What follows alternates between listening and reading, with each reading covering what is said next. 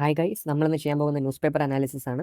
പ്രധാനമായിട്ടും നമ്മൾ ഫോക്കസ് ചെയ്യുന്ന news papers Hindu, Indian express, പിന്നെ വാല്യൂ എഡിഷൻ പോലെ മറ്റു ചില ന്യൂസ് പേപ്പേഴ്സും നമ്മളിവിടെ ചെയ്യാറുണ്ട്. സോ ഇന്ന് നമ്മൾ നോക്കുന്ന 8 സെപ്റ്റംബർ 2025 മേജർ ന്യൂസസും ഹെഡ്ലൈൻസ് ഒക്കെയാണ് നമ്മൾ അനാലിസിസ് ചെയ്യാനായിട്ട് പോകുന്നത്.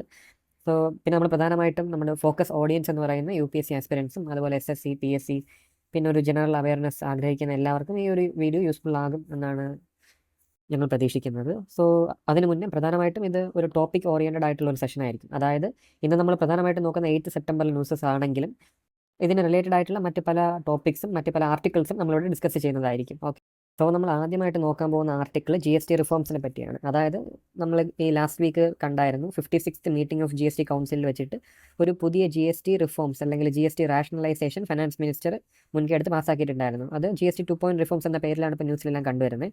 അതായത് നേരത്തെ നമ്മുടെ സിസ്റ്റത്തിൽ ഉണ്ടായിരുന്നത് ഒരു 4 സ്ലാബ് ബേസ്ഡ് GST സ്ട്രക്ചറാണ് ഉണ്ടായിരുന്നത്. അതായത് 5% GST ഉള്ള പ്രോഡക്ട്സ് ഉണ്ടായിരുന്നു, 12% ഉണ്ടായിരുന്നു, 18% ഉണ്ടായിരുന്നു, 28% ഉണ്ടായിരുന്നു. ഇങ്ങനെ 4 ടാക്സ് സ്ലാബിൽസ് ആയിരുന്നു നമ്മൾ ടാക്സ് ഈടാക്കിക്കൊണ്ടിരുന്നത്. ഇതിനെ റാഷണലൈസ് ചെയ്തുകൊണ്ട് ഇപ്പോൾ ഒരു 2 സ്ലാബ് സ്ട്രക്ചറിലോട്ട് ഗവൺമെൻറ് മാറ്റിക്കഴിഞ്ഞു. അതായത് ഇപ്പോൾ മോസ്റ്റ് ഓഫ് ദ പ്രൊഡക്ട്സിനും അവർ അതിന് ഉണ്ടാവുന്ന rates only either it will be 5% GST അല്ലെങ്കിൽ 18% GST ആയിരിക്കും. ഈ ഒരു ടേബിളിൽ അത് കൊടുത്തിട്ടുണ്ട്. അതായത് ഡെയിലി എസെൻഷ്യൽസ് ആയിട്ടുള്ള പല പ്രോഡക്ട്സിനും നേരത്തെ 18%ഉം 12%ഉം സ്ലാബിൽ ഉണ്ടായിരുന്ന പല പ്രോഡക്ട്സും ഇപ്പോൾ അവർ റാഷണലൈസ് ചെയ്ത് 5% ആക്കിയിട്ടുണ്ട്. അതുപോലെ എഡ്യൂക്കേഷൻ റിലേറ്റഡ് ആയിട്ടുള്ള പല പ്രോഡക്ട്സിനും 12% സ്ലാബിൽ നിന്ന് അവർ 0 സ്ലാബിലോട്ട് മാറ്റി. അതായത് അതിന് GST ഉണ്ടാവില്ല. അതുപോലെ ഓട്ടോമൊബൈൽസ് ആണെങ്കിലും 28% സ്ലാബിൽ നിന്ന് 18% സ്ലാബിലോട്ട് മാറ്റി. അപ്പോൾ ഇങ്ങനെ നേരത്തെ നിലനിന്നിരുന്ന 4 സ്ലാബ് സ്ട്രക്ചറിൽ നിന്ന് ഇപ്പോൾ ഒരു 2 സ്ലാബ് സ്ട്രക്ചറിലോട്ടുള്ള ഒരു മാറ്റമാണ് GST റിഫോംസ് എന്ന് പറയുന്നത്. ഈ 2 സ്ലാബ് സ്ട്രക്ചർ കൊണ്ട് ഉദ്ദേശിക്കുന്ന products will be mostly in either in this 5% കോട്ട അല്ലെങ്കിൽ 18% സ്ലാബ്. ഈ 2 സ്ലാബിലുള്ള ഒന്നായിരിക്കും മോസ്റ്റ് ഓഫ് ദി പ്രൊഡക്ട്സ് ഉള്ളത്. ഇതിന് പുറമെ ഒരു 40% ഡീമെറിറ്റ് റേറ്റ് സ്ലാബ് ഉണ്ട്. അതായത് ഈ സിൻ ഗുഡ്സ്, അതായത് ഈ ടൊബാക്കോ അല്ലെങ്കിൽ സിഗരറ്റ്സ്, ഈ കസിനോസ് പോലെയുള്ള സിൻ ഗുഡ്സിന് ഒരു 40% GST അധികമായിട്ട് ഒരു ഡീമെറിറ്റ് റേറ്റ് എന്ന കണക്കിന് ഈടാക്കും. ഇതാണ് ഈ demerit rate 40%. So the news is that GST reforms will boost consumption economy, say Sitharaman. അതായത് ഈ റേറ്റ് റാഷണലൈസേഷനിലൂടെ നമ്മൾ എക്കണോമിക്സിൽ പറയുന്ന ഒരു കോൺസെപ്റ്റാണ്. അതായത് റേറ്റ് കുറയുമ്പോൾ, ഈ ഇൻട്രസ്റ്റ് റേറ്റ് കുറയുമ്പോൾ എന്ത് പറ്റും? നമ്മുടെ കൺസംഷൻ കൂടും. കൺസംഷൻ ഡിമാൻഡ് നല്ലോണം കൂടുമ്പോൾ എന്ത് പറ്റും? GDPക്ക് നല്ലോണം ഒരു വർധന ഉണ്ടാവും. അപ്പോൾ ഫൈനാൻസ് മിനിസ്റ്റർ നിർമ്മല സീതാരാമൻ പറയുന്നതനുസരിച്ച് ഈ ഒരു റാഷണലൈസേഷൻ നിലവിൽ വരുന്നതിന് ശേഷം അതിനൊരു ഒരു റിസൾട്ടിംഗ് ആയിട്ട് ഒരു 6.3 to 6.8% pace of GDP growth ഉണ്ടാവാൻ സാധ്യതയുണ്ട് എന്നാണ് ഫോർകാസ്റ്റ് എന്നാണ് FM പറയുന്നത്. ഓക്കെ, സോ ഇതിൻ്റെ എല്ലാം ഒരു ആവശ്യം എന്തെന്ന് വെച്ചാൽ നമ്മുടെ PM പറയുന്ന പോലെ വികസിത് ഭാരത് ബൈ 2047, അതായത് ഒരു $30 trillion GDP ഇന്ത്യക്ക് 2047 ഉണ്ടാവണമെങ്കിൽ നമുക്കൊരു ആവറേജിൽ ഒരു 7 to 8% GDP ആനുവൽ GDP ഉണ്ടായാൽ മാത്രമേ, ബൈ കൺസിസ്റ്റൻ്റ്ലി നമുക്ക് ആ ഒരു ആവറേജ് മെയിൻറ്റെയിൻ ചെയ്താൽ മാത്രമേ ബൈ 2047 നമുക്ക് എന്ത് അറ്റൈൻ ചെയ്യാൻ പറ്റൂ? ഒരു 30 trillion GDP ഗ്രോത്ത് അറ്റൈൻ ചെയ്യാൻ പറ്റൂ. അതിന് വേണ്ടിയിട്ടാണ് ഈ റാഷണലൈസേഷനും ഈ സ്കീംസും എല്ലാം നമ്മൾ ഇംപ്ലിമെൻറ്റ് ചെയ്യുന്നത്. The ultimate idea is what the Viksit Bharat by 2047, 30 trillion GDP. അടുത്തതായിട്ട് നമ്മൾ നോക്കാൻ പോകുന്ന ആർട്ടിക്കിൾ ഒരു IR റിലേറ്റഡ് ആയിട്ടുള്ള ഒരു ന്യൂസാണ്. അതായത് Trump ready for secondary phase of sanctions. അതായത് നമുക്കറിയാവുന്നൊരു കാര്യമാണ്, ഇപ്പോൾ ട്രംപ് അഡ്മിനിസ്ട്രേഷൻ ഇന്ത്യക്ക് മേലിൽ ചുമത്തുന്ന 50% താരിഫാണ് for buying oils and other products for importing it from Russia. റഷ്യയിൽ നിന്ന് ഇന്ത്യ മേടിക്കുന്നത് കാരണം ഒരു സെക്കൻഡറി സാങ്ഷൻ എന്ന നിലയ്ക്ക് ട്രംപ് അഡ്മിനിസ്ട്രേഷൻ ഇന്ത്യക്ക് മേലിൽ താരിഫ് 50% ചുമത്തുന്നുണ്ട് എന്നുള്ളതാണ് നമുക്കറിയാവുന്ന കാര്യം. അപ്പോൾ അതിൻ്റെ ഭാഗമായിട്ട് ഒരു second round of sanctions against Russia എന്ന രീതിക്ക് ട്രംപ് അഡ്മിനിസ്ട്രേഷൻ ആലോചിക്കുന്നു എന്ന ന്യൂസാണ് ഇത്. ഇതിൽ കൂടുതലായിട്ടൊന്നുമില്ല. പിന്നെ അതിന് റിലേറ്റഡ് ആയിട്ടുള്ള ന്യൂസാണ് Russia, China, India aware of mutual interest, Sergey Lavrov. Sergey Lavrov എന്ന് പറയുന്ന ആരാണ്? റഷ്യൻ ഫോറിൻ മിനിസ്റ്റർ ആണ്. അപ്പോൾ ന്യൂസ് എന്താണെന്ന് വെച്ചാൽ, ഇപ്പോൾ ഷാങ്ഹായ് കോപ്പറേഷൻ സമ്മിറ്റ് ഓർഗനൈസേഷൻ്റെ സമ്മിറ്റ് ഉണ്ടായിരുന്നു ടിയാൻജിൻ ചൈനയിൽ വെച്ചിട്ട്. ടിയാൻജിൻ ചൈന, അത് ഓർത്ത് വയ്ക്കുക. അപ്പോൾ ആ സമ്മിറ്റിന് ശേഷം ഒരു പുതിയ ട്രൈലേറ്ററൽ എന്ന രൂപേണ റഷ്യ, ഇന്ത്യ, ചൈന ഒരു പാർട്ണർഷിപ്പിലേക്ക് ശ്രമിക്കുന്നുണ്ടെന്നതാണ് ഈ ന്യൂസ്.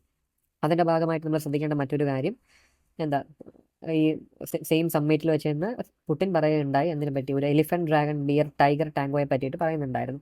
ഇതുകൊണ്ട് സൂചിപ്പിക്കുന്ന എലിഫന്റ് എന്ന് സൂചിപ്പിക്കുന്ന India, dragon China, bear Russia, അതുപോലെ ടൈഗർ എന്നുകൊണ്ട് ഉദ്ദേശിക്കാൻ കാരണം symbolises the Russian far east region. അതായത് നമുക്കറിയാം ഇതാണ് ഏഷ്യൻ ഭൂഖണ്ഡമെങ്കിൽ ഇതിൻ്റെ ഫാർ ഈസ്റ്റിൽ വരുന്ന റീജിയനാണ് ടൈഗർ കൊണ്ട് പുടിൻ ഉദ്ദേശിക്കുന്നത്. ഇതിൽ നമ്മൾ അറിയേണ്ട ഒരു കാര്യം, world's largest tiger the Russian ഒസിരി ടൈഗർ ആണ്. അതിൻ്റെ സൂചിക എന്നോണമാണ് ഈ റഷ്യൻ ഫാർ ഈസ്റ്റ് റീജിയനെ നമ്മൾ ടൈഗർ കൊണ്ട് സിംബലൈസ് ചെയ്യുന്നത്. റിലേഷൻഷിപ്പിൻ്റെ കോപ്പറേഷനും അതുപോലത്തെ റിലേഷൻഷിപ്പിനെ പറ്റിയിട്ടുള്ള ഒരു അനാലിസിസ് ആണിത്. അതായത് in 2024 India exported goods worth 87 billion to US. അതായത് ഇന്ത്യ US പാർട്ണർഷിപ്പിൻ്റെ അതായത് India exports around 87.3 billion to US. ഇന്ത്യയുടെ one of the single largest trading പാർട്ണറാണ് അമേരിക്ക എന്ന് പറയുന്നത്. അപ്പോൾ 2024 ഫിനാൻഷ്യൽ ഇയറിൽ India exported around 87.3 billion US dollar with products. ഇത് കൂടുതൽ ഒരു മെയിൻ പെർസ്പെക്റ്റീവിൽ യൂസ്ഫുൾ ആവുന്ന ഒരു ആർട്ടിക്കിളാണ്. അപ്പോൾ എന്തൊക്കെയാണ് ഈ 87.3 ബില്യൺ ഡോളറിൽ പ്രധാനമായിട്ടും ഉൾക്കൊള്ളുന്നത് എന്ന് ചോദിച്ചാൽ ഈ ഒരു ഡേറ്റ നമുക്ക് മനസ്സിലാവും. അതായത് 10 ബില്യൺ, ഇത് ബില്യൺ വർത്തായിട്ടുള്ള രീതിക്കാണ് ഈ ഒരു ഗ്രാഫ് കൊടുത്തിട്ടുള്ളത്. അപ്പോൾ 10 ബില്യൺ വർത്ത് പ്രോഡക്ട്സ് ഓഫ് ജെംസും ജ്വല്ലറീസും, പിന്നെ അതിന് രണ്ടാം സ്ഥാനത്ത് ടെക്സ്റ്റൈൽസ് അപ്പാരൽസ്, അതിൻ്റെ കഴിഞ്ഞ് മൂന്നാം സ്ഥാനത്ത് അഗ്രികൾച്ചർ, അത് കഴിഞ്ഞ് ലെതർ ആൻഡ് ഫുട്വെയർ. ഇതൊക്കെയാണ് major products which India exports to US എന്ന് പറയുന്നത്. അടുത്തതായിട്ട് a large share of bilateral trade remains unaffected. അപ്പോൾ ഈ 50% താരിഫ് ട്രംപ് ചുമത്തുന്നുണ്ടെങ്കിലും എല്ലാ പ്രോഡക്ട്സും, അതായത് ഇന്ത്യയിൽ നിന്ന് എക്സ്പോർട്ട് ചെയ്യുന്ന എല്ലാ പ്രോഡക്ട്സിനും ഈ 50% താരിഫ് ആപ്ലിക്കബിൾ അല്ല. ചില ഗുഡ്സ് എക്സെംപ്റ്റഡ് ആണ്. ഏതൊക്കെയാണ് ഗുഡ്സ് എന്ന് ചോദിച്ചാൽ ഫാർമസ്യൂട്ടിക്കൽസ്, അതുപോലെ energy and clean energy, aviation and aerospace. അതായത് ഇപ്പോൾ എയറോസ്പേസിൻ്റെ എക്സാമ്പിൾ എടുത്താൽ ബോയിങ്ങും എയർബസും പോലുള്ള കമ്പനീസ് ഒരു മോണോപോളിസ്റ്റിക് ആയിട്ടുള്ള ഒരു മാർക്കറ്റാണ്. അത് അധികം കമ്പനീസ് ഒന്നും ഈ ഒരു മാർക്കറ്റിൽ പ്ലേ ചെയ്യുന്നില്ല. അതുകൊണ്ട് തന്നെ ഇന്ത്യയുടെ ഇപ്പോൾ ഇൻഡിഗോയും അതല്ലെങ്കിൽ എയർ ഇന്ത്യ പോലത്തെ പല ഏവിയേഷൻ കമ്പനീസും വാങ്ങിക്കുന്ന പല മോഡൽസും എന്തിനാണ് ബോയിങ് പോലത്തെ വലിയ അമേരിക്കൻ കമ്പനീസിൻ്റെയാണ്. അപ്പോൾ ഏവിയേഷൻ, എയറോസ്പേസ്, അതുപോലെ ഡിഫൻസ്, സ്പേസ് ആൻഡ് ഇന്നോവേഷൻ, അതായത് നമ്മുടെ സുഭാൻഷു ശുക്ല പോലുള്ള ആൾക്കാർ ആർട്ടമിസ് മിഷൻ്റെ ഭാഗമായിട്ട് ഇപ്പോൾ ഭാഗമായിട്ടും അല്ലെങ്കിൽ നമ്മുടെ ഇൻ്റർനാഷണൽ സ്പേസ് സ്റ്റേഷനിലൊക്കെ പോയിട്ടുണ്ടല്ലോ. അപ്പോൾ ഇതിലൊക്കെ ഒരു നാസ ISRO കൊളാബറേഷൻ ഉണ്ട്. ഇതൊന്നും ഈ പറയുന്ന താരിഫ് അഫക്റ്റ് ചെയ്യുന്നില്ല എന്നാണ് ഈ ഒരു പോയിന്റ് പറയുന്നത്. അടുത്തതായിട്ട് real strength of the ties, people to people ties, if trade and diplomacy are the hardware, people are the software. അതിനുശേഷം ആർട്ടിക്കിൾ പറയുന്നത് എന്തെന്ന് വെച്ചാൽ പീപ്പിൾ ടു പീപ്പിൾ ടൈസിനെ പറ്റിയിട്ടാണ്. അതായത് അറൗണ്ട് 4.8 മില്യൺ ആൾക്കാർ ഇന്ത്യൻ ഡയസ്പോറ ആയിട്ട് US-ലുണ്ട്. അതുപോലെ ഓൾമോസ്റ്റ് 200K, അതായത് 2 ലക്ഷത്തോളം കുട്ടികൾ US-ൽ പഠിക്കുന്നുണ്ട്. MITയും അതുപോലെ മറ്റ് പല ഇൻസ്റ്റിറ്റ്യൂട്ട്സിലുമായിട്ട് വലിയൊരു ഭയങ്കര ഡയസ്പോറ തന്നെ ഇവിടെ ഉണ്ട്. US-ൽ ഇന്ത്യൻ ഡയസ്പോറ തന്നെ US-ലുണ്ട്. അതുപോലെ തന്നെ ഓവർ 150 ഇന്ത്യൻ ഒറിജിൻ CEOs. അതുപോലെ നമുക്കറിയാം സുന്ദർ പിച്ചെ പോലെ പല സർവീസ് സെക്ടറിലും ഇല്ലെങ്കിൽ IT മേഖലയിലും CEOs ആയിട്ട് വർക്ക് ചെയ്യുന്നത് കൂടുതലും ഇന്ത്യൻ ഒറിജിൻസ് ആയിട്ടുള്ള ആൾക്കാരാണ്. അതുകൊണ്ട് തന്നെ ഈ സോഫ്റ്റ് വെയർ കൊണ്ട് ഉദ്ദേശിക്കുന്നത് അല്ലെങ്കിൽ സോഫ്റ്റ് ഡിപ്ലോമസി എന്നുകൊണ്ട് ഉദ്ദേശിക്കുന്ന ഒരു പീപ്പിൾ ടു പീപ്പിൾ ടൈസും കൾച്ചറൽ എക്സ്ചേഞ്ച് ഒക്കെ ഭയങ്കര വലുതാണ് when it comes to the relationship between India and US. അതിനുശേഷം മറ്റ് പല സ്ട്രാറ്റജിക് കൊളാബറേഷൻസും ഇന്ത്യ US-ലുണ്ട്. അതായത് നേരത്തെ പറഞ്ഞ പോലെ ജോയിൻറ്റ് എക്സർസൈസസ്, അതായത് ഈ ആർട്ടിക്കിൾ ഉണ്ട് ഇന്ത്യ US കണ്ടക്ട് യുദ്ധഭ്യാസ് military exercise in Alaska region. അതായത് ഈവൻ തോ ഇന്ത്യ US-ൻ്റെ റിലേഷൻസ് അത്രത്തോളം പ്രോമിനൻ്റ് അല്ലെങ്കിൽ കൂടെ അലാസ്കയിൽ വെച്ചിട്ട് എന്ത് നടക്കുന്നുണ്ട്, യുദ്ധഭ്യാസ് എക്സർസൈസ് നടക്കുന്നുണ്ട്, conducted between India and US. ഇതൊക്കെ ഈ ഒരു പാർട്ണർഷിപ്പിൻ്റെ അല്ലെങ്കിൽ ഒരു സ്പെഷ്യൽ പാർട്ണർഷിപ്പിൻ്റെ സ്പെഷ്യാലിറ്റീസിനെ പറ്റിയാണ് സൂചിപ്പിക്കുന്നത്.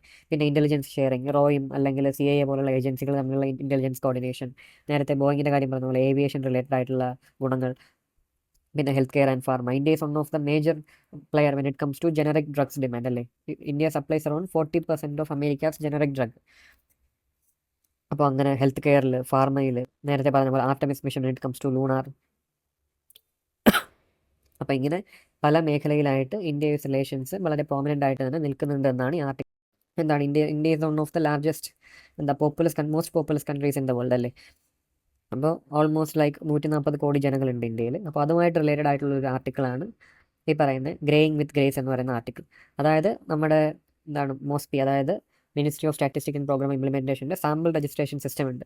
അതിൻ്റെ പുതിയ റിപ്പോർട്ട് അനുസരിച്ചിട്ട് there is a fall in the country's crude birth rate and total fertility rate. ഇന്ത്യയുടെ ക്രൂഡ് ബർത്ത് റേറ്റും അതുപോലത്തെ ടോട്ടൽ ഫെർട്ടിലിറ്റി റേറ്റിലും ഒരു ഡിപ്പ് വന്നിട്ടുണ്ട്, അല്ലെങ്കിൽ ഒരു ഫോൾ വന്നിട്ടുണ്ടെന്നാണ് ഈ ആർട്ടിക്കിൾ പറയുന്നത്. അപ്പോൾ എന്താണ് ഈ ക്രൂഡ് ബർത്ത് റേറ്റ്, എന്താണ് CBR എന്ന് ആദ്യം മനസ്സിലാക്കണം. അതായത് it is defined as the number of annual live birth in A population per 1000 people. അതായത് 1000 ആൾക്കാരിലെ കണക്കെടുക്കുമ്പോൾ എത്രത്തോളം ലൈവ് ബർത്ത് ഉണ്ടാവുന്നുണ്ട് എന്ന നമ്പറാണ് ഈ CBR കൊണ്ട് ഉദ്ദേശിക്കുന്നത്. കറൻ്റ്ലി ഇറ്റ് ഡിക്ലൈൻഡ് ടു 18.4 എന്നാണ് ആര് പറയുന്നത്, നമ്മുടെ ആർട്ടിക്കിൾ പറയുന്നത്.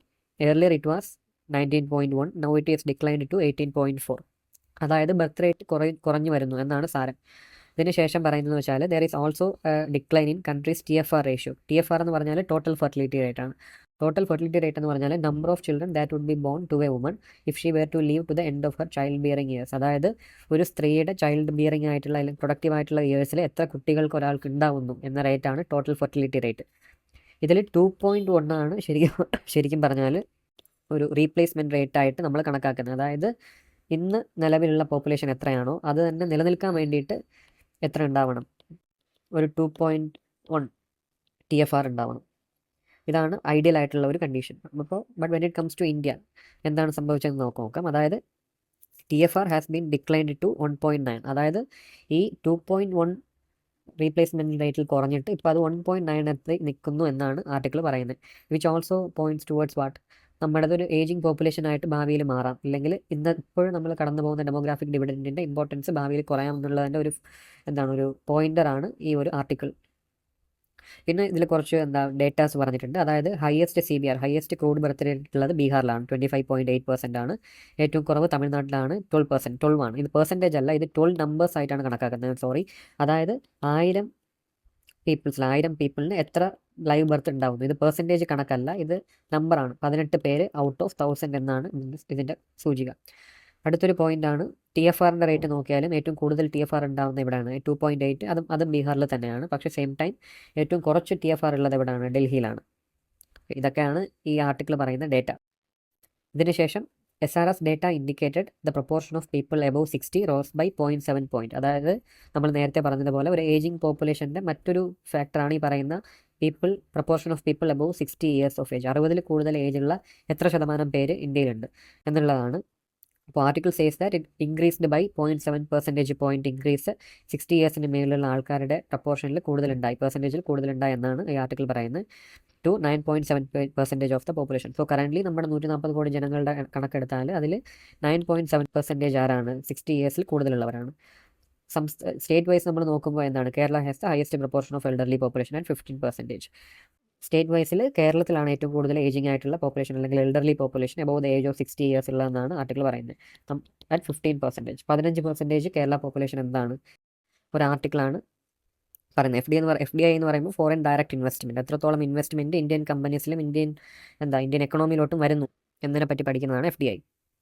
So while India is still able to attract foreign capital, central part of this investment has been aimed at short-term profit gains rather than long-term industrial development. അതായത് article പറയുന്നതനുസരിച്ച് ഇന്ത്യയിലേക്ക് വരുന്ന FDIയിൽ അധികവും ഒരു ഷോർട്ട് ടേം ഗെയിൻസിന് വേണ്ടിയിട്ട് മാത്രം ഇന്ത്യയിൽ ഇൻവെസ്റ്റ് ചെയ്യുന്നവരാണ് കൂടുതലെന്നാണ് പറയുന്നത്. അതായത് ആ ഒരു പ്രോഫിറ്റ് പെർസെൻറ്റേജ് എത്തിക്കഴിയുമ്പോഴേക്കും അത് സെൽ ഓഫ് ചെയ്തിട്ട് ആ ഒരു പ്രോഫിറ്റ് മാർജിന് വേണ്ടിയിട്ട് മാത്രം ഫോക്കസ്ഡ് ആയിട്ടുള്ള ഇൻവെസ്റ്റേഴ്സാണ് ഇന്ത്യയിൽ വരുന്നത്. അല്ലാണ്ട് ഇന്ത്യയുടെ ലോങ് ടേം ഗ്രോത്തിന് വേണ്ടിയിട്ട് അല്ലെങ്കിൽ ഇന്ത്യയുടെ ലോങ് ടേം ഡെവലപ്മെൻറ്റിന് വേണ്ടിയിട്ട് യൂസ്ഫുൾ ആവുന്ന തരത്തിലുള്ള ഇൻവെസ്റ്റ്മെൻറ്റ് ഇന്ത്യയിലേക്ക് വരുന്നില്ല എന്നാണ് ഈ പറയുന്നത്.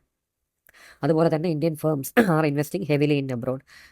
ഇന്ത്യയുടെ ഫേംസ് അതേസമയം എന്ത് ചെയ്യുന്നു, മറ്റ് പല യൂറോപ്യൻ മാർക്കറ്റ്സിലും അമേരിക്കൻ മാർക്കറ്റ്സിലും ഇൻവെസ്റ്റ് ചെയ്യുന്നു അധികമായിട്ട് എന്നാണ് മറ്റൊരു ഇഷ്യൂ. അതുപോലെ ഈ ആർട്ടിക്കിൾ കൂടുതലും ഫോക്കസ് ചെയ്യുന്ന എന്തൊക്കെ ഇഷ്യൂസാണ് ഇന്ത്യ ഫേസ് ചെയ്യുന്നത് when it comes to its FDI എന്നുള്ളതാണ് ഈ ഒരു ആർട്ടിക്കിൾ പ്രധാനമായിട്ടും ഫോക്കസ് ചെയ്യുന്നത്. സോ അതുപോലെ മറ്റൊരു പ്രോബ്ലമാണ് നമ്മൾ പറഞ്ഞ പോലെ Indian companies investing outside India. അത് കോസ്റ്റ് അബൌട്ട് എന്താണ്, $29 ബില്യൺ വാല്യുവേഷൻ വരുന്ന ഒരു ഇൻവെസ്റ്റ്മെൻറ്റ് ഇന്ത്യൻ ഫേംസ് എവിടെ ചെയ്യുന്നുണ്ട്, ഇന്ത്യക്ക് പുറത്ത് ചെയ്യുന്നുണ്ട്. ഇതും ഇന്ത്യയുടെ ഗ്രോത്തിന് വേണ്ടിയിട്ട് യൂസ്ഫുൾ ആയിട്ട് വരുന്നില്ല. മനസ്സിലായില്ലേ? അതുപോലെ മറ്റൊരു ഇഷ്യൂ ആണ് dominance of financial centres like Singapore, Mauritius in India's FDI. അതായത് ഇന്ത്യയുടെ FDIയുടെ കോട്ട നമ്മൾ നോക്കിയാൽ മനസ്സിലാവും. ഇന്ത്യയിൽ വരുന്ന FDIയിൽ ഭൂരിഭാഗവും വരുന്നത് മൗറീഷ്യസും സിംഗപ്പൂറും പോലുള്ള രാജ്യങ്ങളിലാണ്. ഇറ്റ് ഡസൻ മീൻ ദാറ്റ് ഈ ഫണ്ടെല്ലാം വരുന്നത് മൗറീഷ്യൻ സിറ്റിസൺസും സിംഗപ്പൂരിയൻ സിറ്റിസൺസിൽ നിന്നല്ല ഈ ഇൻവെസ്റ്റ്മെൻറ്റ് വരുന്നത്. അതേസമയം ഇന്ത്യയിലുള്ള അല്ലെങ്കിൽ ഇന്ത്യൻ സിറ്റിസൺസും ഇന്ത്യൻ കമ്പനീസ് തന്നെ മൗറീഷ്യസ് പോലുള്ള സേഫ് ഹെവൻ രാജ്യങ്ങളിൽ പോയിട്ട് ഷെൽ കമ്പനീസിൽ പല അക്കൗണ്ട്സ് തുടങ്ങിയിട്ട് അവിടെ നിന്ന് ഇന്ത്യൻ മണി തന്നെയാണ്, അല്ലെങ്കിൽ ശരിക്കും ഇന്ത്യയുടെ ഡൊമസ്റ്റിക് ഇൻവെസ്റ്റ്മെൻറ്റ് എന്ന രീതിയിൽ തന്നെയാണ്, അല്ലെങ്കിൽ അത് ഒരു ഡിഫറെൻറ്റ് ചാനൽ വഴി ഇന്ത്യയിലേക്ക് വരുന്നു എന്ന് മാത്രമേ ഉള്ളൂ. ശരിക്കും അത് ഇന്ത്യൻ കമ്പനീസിൻ്റെ മണി തന്നെയാണ്. മനസ്സിലായില്ല? അപ്പോൾ അതൊരു പ്രൊഡക്റ്റീവ് ഇൻവെസ്റ്റ്മെൻ്റ് ആയിട്ട് നമുക്ക് കണക്കാക്കാൻ പറ്റില്ല. അപ്പോൾ അതാണ് ഇന്ത്യൻ ഇൻവെസ്റ്റ്മെൻറ്റ് സംബന്ധിച്ച് മറ്റൊരു ഡീമെറിറ്റ്. അപ്പോൾ ഇങ്ങനെയുള്ള പല ഇഷ്യൂസും ഇന്ത്യയുടെ എക്കണോമി ഫേസ് ചെയ്യുന്നു എന്നാണ് ഈ ഒരു ആർട്ടിക്കിൾ പറഞ്ഞു വയ്ക്കുന്നത്. നിങ്ങൾക്കിത് പോസ് ചെയ്തിട്ട് വായിച്ച് നോക്കാമെന്നുള്ളതാണ്. ചോദിക്കാം, ഇല്ലെങ്കിൽ ഇത് പോസ് ചെയ്ത് വെച്ച് വായിച്ചാലും മനസ്സിലാവുന്ന രീതിക്കേ ഉള്ളൂ. അപ്പോൾ ഇതൊക്കെയാണ് ഇന്നത്തെ ഇമ്പോർട്ടൻ്റ് ആയിട്ടുള്ള ആർട്ടിക്കിൾ. So thank you. വീണ്ടും കാണാം. ബൈ.